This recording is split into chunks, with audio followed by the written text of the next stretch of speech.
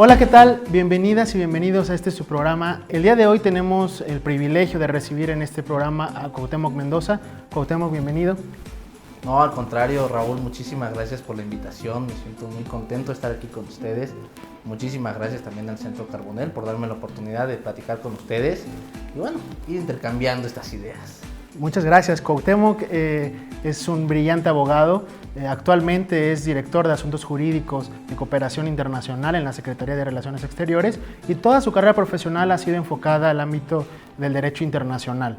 Entonces, Cuauhtémoc, creo que la plática de hoy va a ser muy enriquecedora por el contexto histórico que estamos viviendo, ¿no?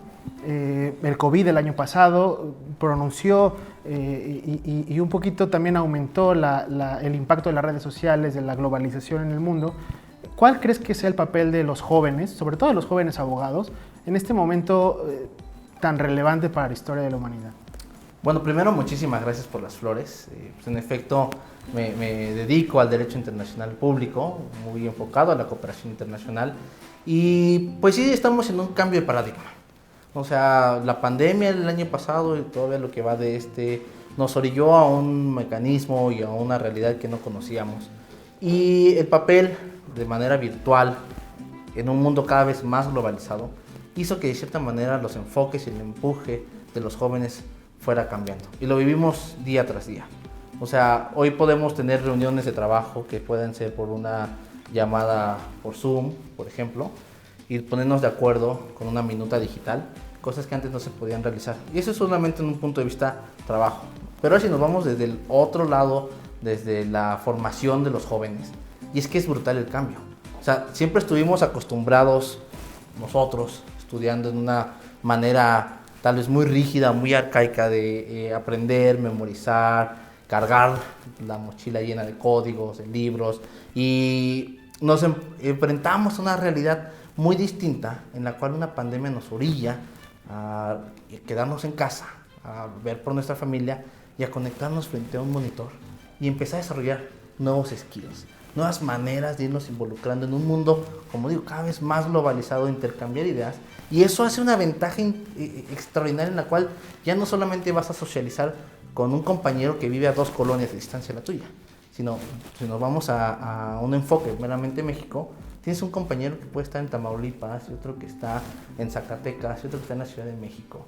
Y el derecho cambia de un lado para otro. O sea, aunque podamos decir, es el mismo país, es el mismo sistema jurídico, pero la manera que se puede aplicar va a cambiar de un lugar para otro. Y es un reto interesantísimo en cómo vamos a empezar a construir estas nuevas redes, ayudado desde el punto de vista digital, para ir creciendo poco a poco en esto. No nos quedamos solamente en México, vayámonos hacia el exterior y el ejemplo va muchísimo más amplio. Podemos socializar con diversas personas de otras latitudes y llegar a acuerdos. Y es importantísimo, en ese momento empezamos a preguntar qué herramientas necesito para poderlo hacer. Y ahí es cuando nos van a surgir las primeras, ¿no? Ya no solamente me voy a centrar en español, igual necesito hablar en otro idioma, ¿no? Ya no solamente me voy a centrar en aventarnos una conversación larguísima, sino tal vez tiene que ser súper directo y al grano lo que quiero decir, pero también sin herir susceptibilidades y ser en un ánimo friendly, amigable, por así decirlo, de poder llegar a acuerdos, ¿no? Eso es un cambio radical y un nuevo contexto que está desarrollando actualmente.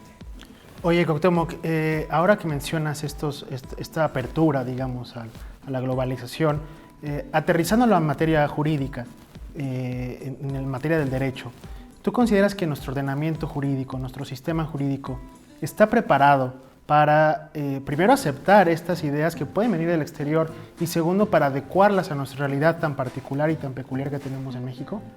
Pues mira, yo creo que nuestro sistema jurídico, nuestras normas, están siempre en proceso de mejoramiento. Podemos decir que hay algunas que sí, en efecto, ya están listas y se encuentran adecuadas al proceso actual que estamos lidiando, pero hay otras que no, y son cambios que se vienen realizando constantemente. En mi materia, por ejemplo, como internacionalista, que es particularmente a lo que veo, si lo vemos, México a finales de los 80s, pues ni se imaginaba que iba a tener una interacción económica como la que se tiene actualmente. Y aún así se adhirió a la OMC, al GATT del 94 posteriormente, y empiezan a celebrar una serie de acuerdos en los cuales económicos no se tenía pensado que la fluctuación y el movimiento económico iba a variar tanto de un lugar para otro. Vayámonos al antiguo Telecán. El Telecán en el principio de los 90 fue el primer gran acuerdo global económico del mundo, o sea, el ejemplo del mundo de una región de integración económica, el más importante de América, y en un momento se quedó corto. ¿Por qué? Porque los movimientos ya no, la realidad estaba rebasando a lo que el texto decía. ¿Y qué fue lo que generó? Que tuviésemos un TEMEC y que se modificara, se hicieran las adecuaciones para poder tener ahora un TEMEC y podernos ir adecuando poco a poco. Pero hay otras materias impresionantes en las cuales nos podemos preguntar, tal vez e-commerce. El e-commerce, desde el punto de vista de la OCDE, se encuentra en proceso de regulación. Pero tenemos una serie de fluctuaciones. Hoy por hoy, de las empresas más grandes del mundo, Amazon, de las más importantes del mundo, sus movimientos económicos son meramente virtuales, es e-commerce. Y entonces que llegamos a latitudes en las cuales llegamos a vacíos y no se puede medir profundamente el impacto que está teniendo. Y ese es un mercado legal. Ahora vayámonos desde un punto de vista ilegal. No sabemos a ciencia cierta los mercados que se mueven desde el punto de vista e-commerce en Deep Web y en otras series de latitudes que no se llegan a regular. Entonces, esto desde un punto de vista internacionalista, un punto de vista económico, comercial, está en proceso. Tiene que moverse más rápido, sí. Y para eso la formación de nosotros.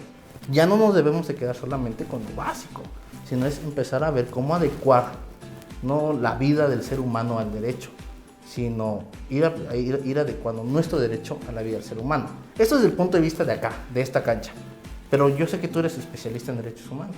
Entonces, sin duda, lo sé. O sea, en derechos humanos debe ser todo otro gran reto. Lo es sin duda un gran reto. A ver, en derechos humanos porque además es muy delicada, ¿no? El tema es muy delicado, se trata de la dignidad de las personas. En efecto, yo creo que la incorporación al derecho internacional o de la globalización y de los cambios de las sociedades nos han impactado a México y nosotros no estábamos listos para recibir este impacto, ¿no? Los retos y desafíos no estábamos listos. En materia de derechos humanos todavía peor. Justo el 10 de junio, hace relativamente poco, se cumplieron 10 años de la gran reforma en materia de derechos humanos de 2011 y lo que nos muestra, lo que sale a flote son las enormes brechas que hay entre el sistema jurídico y la realidad. Y creo que además de la incorporación internacional de estándares, de doctrinas, de ideas, creo que también la incorporación del sistema jurídico en México con la realidad mexicana es abismal. Entonces, en efecto, creo que tenemos ahí una asignatura pendiente en materia específica de derechos humanos, aunque sí creo que hemos dado pasos muy importantes, ¿no? Pasos firmes para hacer doméstico resoluciones de tribunales internacionales, estándares de tribunales internacionales, tratados internacionales, etc. Y creo que, por ejemplo, la Suprema Corte en años recientes ha tenido un papel central en esa formación y en esa traducción, digamos, ¿no? de agarrar el estándar internacional y traducirlo un poquito a nuestra realidad y aplicarlo a nuestra realidad. Pero vaya, creo que sí son enormes retos. Oye, Cuauhtémoc, siguiendo con estos temas de globalización, tú tienes a cargo tienes a cargo un equipo multidisciplinario de jóvenes que seguro, además de brillantes como tú, por supuesto, pues tienen capacidades y habilidades distintas, que por eso es que fueron de tu elección. ¿Qué crees que sea necesario que tenga un joven, alguien que está recién egresado de la licenciatura, para poder aspirar a un equipo multidisciplinario en una posición importante de derecho? ¿Solamente aprenderse las leyes, solamente saber las teorías o algún otro tipo de competencia y habilidad especial? No, muy buena pregunta, es una muy buena pregunta. Y aquí hay un elemento que me gustaría resaltar. Yo me dedico al servicio público. Trabajo para el servicio público a nivel administración pública federal. Y es un primer elemento que hay que tomar en cuenta. Porque la personalidad o la manera en que vamos a irnos desarrollando y que va teniendo las personas con las cuales trabajo, pues son muy distintas y llegan a ser muy variadas. Y eso por un lado. Pero lo que hay que tomar especialmente en consideración es que los retos son diversos. Los retos son muy distintos y van de todo tipo, lo cual de nada sirve aprendernos un código de memoria, de nada sirve aprendernos una ley federal de memoria o algo de memoria, no. Creo que nos han enseñado todo el tiempo nuestros sistemas educativos en que siempre tenemos que memorizar, en hacer el desarrollo de nuestras actividades al pie, tal como lo están diciendo. Y luego como abogados, uno termina la carrera como abogado, creo que es más fácil siempre decir que no, decir que sí. Claro. Y eso es terrible. Bueno, esta anécdota que decían, salgo yo de la facultad de Derecho dominando la teoría de las obligaciones, pero no sé hacer un contrato.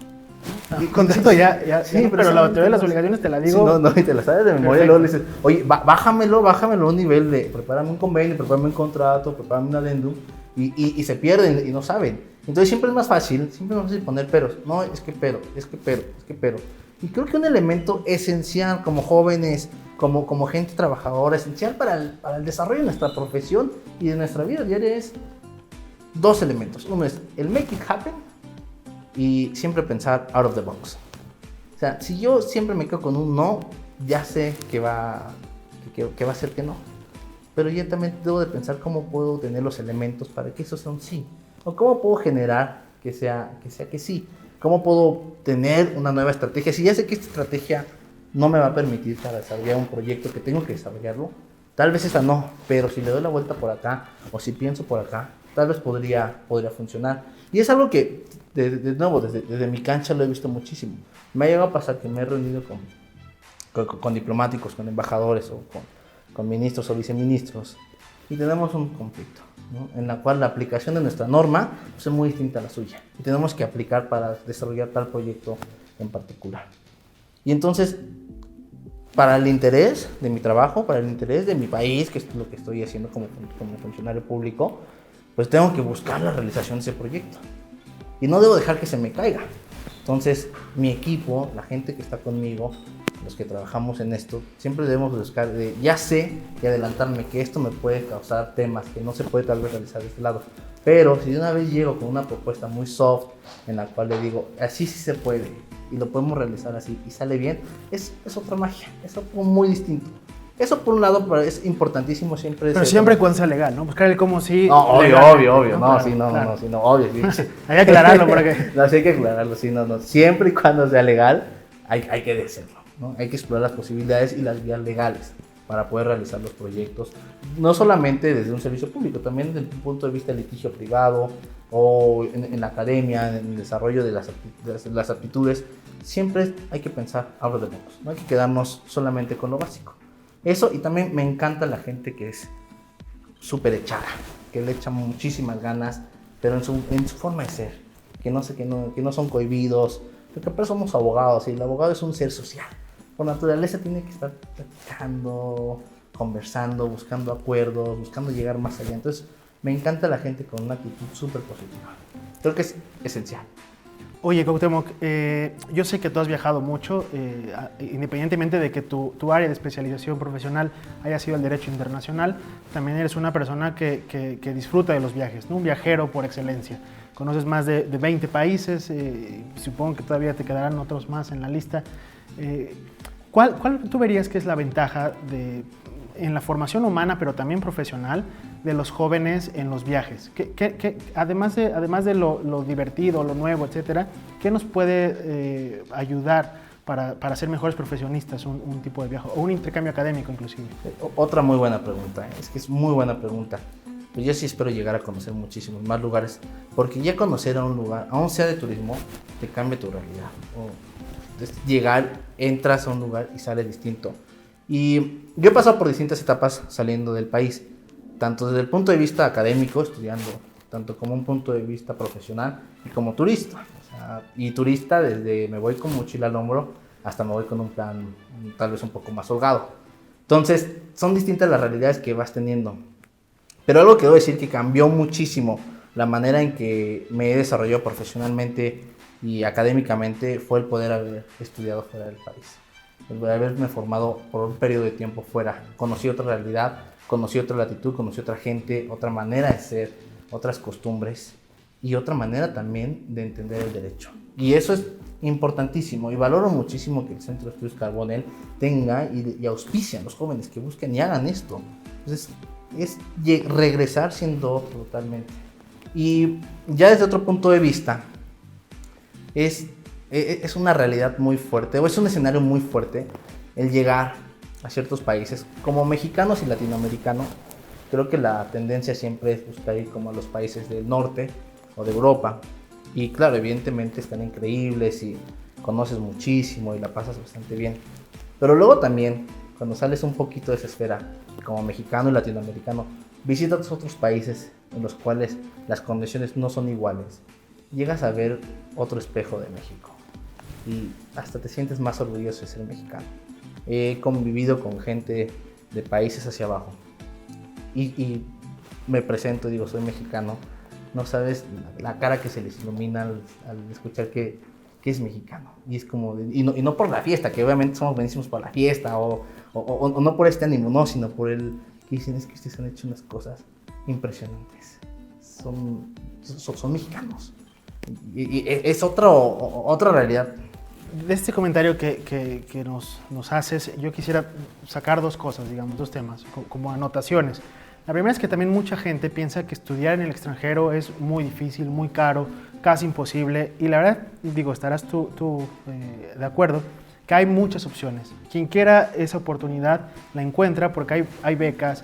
La Universidad Nacional tiene también varios intercambios. El Centro Carbonell es un tema que pone mucho énfasis, inclusive desde la licenciatura, pero hasta los posgrados y hasta el doctorado, ¿no? Es un tema que pone énfasis porque creemos que, o cree el centro, esa es la visión del centro, que independientemente de la formación académica, la formación humana, cultural, de vida, la experiencia de vida que te puede dar un intercambio internacional, vale mucho. Y es fácil siempre y cuando lo tengas como objetivo, ¿no? Lo pienses, lo planees y hagas acciones para lograrlo. Ese es el mensaje que yo quisiera darles a la gente que nos ve, que no es difícil. De hecho, es fácil siempre y cuando lo tengas muy claro y muy seguro que lo quieres lograr. Y el segundo tema, Cuauhtémoc, mencionabas tú cómo nos ven a los mexicanos en el exterior. Yo te pregunto, ¿cómo tú ves a México en el 2021, pero sobre todo en el futuro, en sus relaciones internacionales? ¿Crees que estamos listos como país, como sociedad, para los desafíos que vienen? Ya lo dices tú, en temas de e-commerce, de derechos humanos, de infinidad de temas. ¿Tú crees que estamos listos o cuáles serían los desafíos que vienen? Has hecho unas preguntas muy precisas, muy buenas, y con relación al punto que señalabas anteriormente, creo que lo más difícil es decidirse a salir. Claro. Es muchísimo más fácil estar allá e irse, pero lo más difícil tal vez es decidirse.